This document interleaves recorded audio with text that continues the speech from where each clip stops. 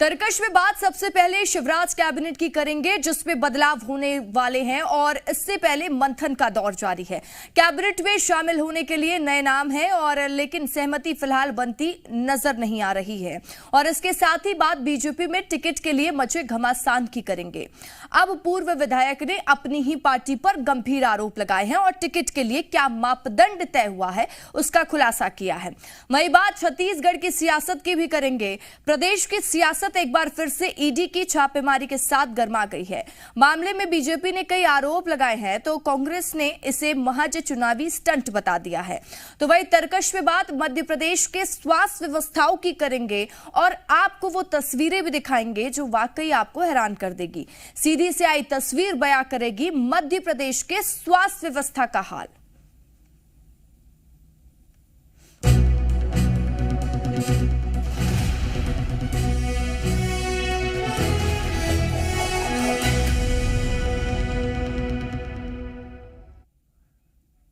मध्य प्रदेश में चुनाव के कुछ महीने पहले मंत्रिमंडल विस्तार की अटकलों से चर्चाओं का बाजार गर्म है। यहां तक कि कयासों के आधार पर कई नेताओं को बधाइयां भी मिलने लगी हैं। ऐसे में सवाल यह है कि क्या ये बीजेपी का रूठों को मनाने का प्लान है या फिर नया कोई मास्टर स्ट्रोक प्लान। वही सवाल यह भी है कि चुनाव में ये विधायक कितने अहम साबित होंगे। रिपोर्ट देखिए।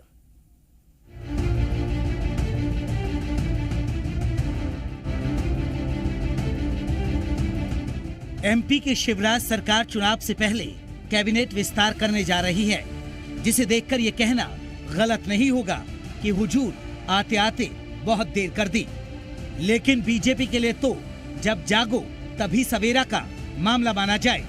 जिस तेजी से एमपी में अचानक मंत्रिमंडल विस्तार की अटकलें दौड़ी, राज्यपाल से सीएम शिवराज की मुलाकात के बाद इन अटकलों को जमीन भी मिल गई। वीडी शर्मा ने भी इशारों में ही सही संकेत दे दिया। बाकी उन विधायकों का तो कहना ही क्या, जिन्हें आश्वस्ति का फोन भले न आए हो, लेकिन बधाइयां आनी शुरू हो गई हैं। सवाल यह है कि 3 महीने पहले उम्मीदवारों का ऐलान कर देने वाली पार्टी चुनाव से 1.5 महीने पहले मंत्रिमंडल विस्तार करने जा रही है। क्या रूठों को साथ लेने की ये रणनीति कारगर होगी? कुल 1.5 महीने के लिए मंत्री बनकर विधायक संतुष्ट हो जाएंगे? और सबसे बड़ी बात, 40 दिन के छोटे से अंतराल में वो क्या कर पाएंगे? शिवराज कैबिनेट में जिन नामों को शामिल करने के बारे में विचार किया जा रहा है, उनमें कई ऐसे चुनिंदा नाम हैं जिनका होना क्षेत्रवार और जाति वर्ग विशेष को साधने का दाव कहा जा रहा है। तो चलिए आपको बताते हैं किस नेता के पीछे कौन सा वोट बैंक देखा जा रहा है। राजेंद्र शुक्ल ब्राह्मण बाहुल्य वाले विंध्य को साधने की कवायद। गौरी शंकर बिसेन महाकौशल और पिछड़ा वर्ग में मजबूत पकड़। बिसेन अभी पिछड़ा वर्ग आयोग के अध्यक्ष है।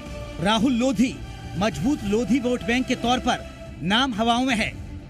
बीजेपी में नामों पर सहमति नहीं बन पा रही है। इसकी पीछे की वजह पार्टी में अंदरूनी कलह भी बताई जा रही है, लेकिन बीजेपी ने इससे किनारा किया है, तो वहीं कांग्रेस अलग ही दावा करती नजर आ रही है। देखिए, हमने तो पहले ही कहा है कि भारतीय जनता पार्टी के अंदर इतने गुट हो चुके हैं, एक महाराज गुट, एक शिवराज गुट और एक नाराज गुट। अब देखिए, इन्होंने 39 जो टिकट डिक्लेयर किए थे उसमें भी विरोध शुरू हो गया है, तो कैबिनेट विस्तार में तो विरोध होना स्वाभाविक है। भारतीय जनता पार्टी के अंदर कुछ भी ठीक नहीं चल रहा है। केवल बयानों में भारतीय जनता पार्टी दिखाना चाहती है कि हमारे यहाँ सब कुछ ठीक चल रहा है। मुख्यमंत्री जी का विशेषाधिकार है। मुझे लगता है कि कांग्रेस को तो अब दिन में रात में उठते जागते भारतीय जनता पार्टी के सपने आने लगे हैं, क्योंकि जनता की तरफ से जो फीडबैक आ रहा है वहाँ कहीं कांग्रेस फिट नहीं हो रही। और कैबिनेट में विस्तार आज हो, कल हो ना हो, मुझे नहीं लगता कि कांग्रेस का इसमें कोई लेना देना है। विपक्ष में है, विपक्ष की भूमिका निभाए। सवाल यह है कि चुनाव के मुहाने पर कैबिनेट विस्तार का ये फैसला क्या पार्टी की भूल सुधार है, और अगर हाँ तो क्या आखिरी समय में बीजेपी को इसका फायदा मिलेगा? फिलहाल इन सभी सवालों का जवाब तो चुनाव के समय ही स्पष्ट होगा। ब्यूरो रिपोर्ट, जी मीडिया।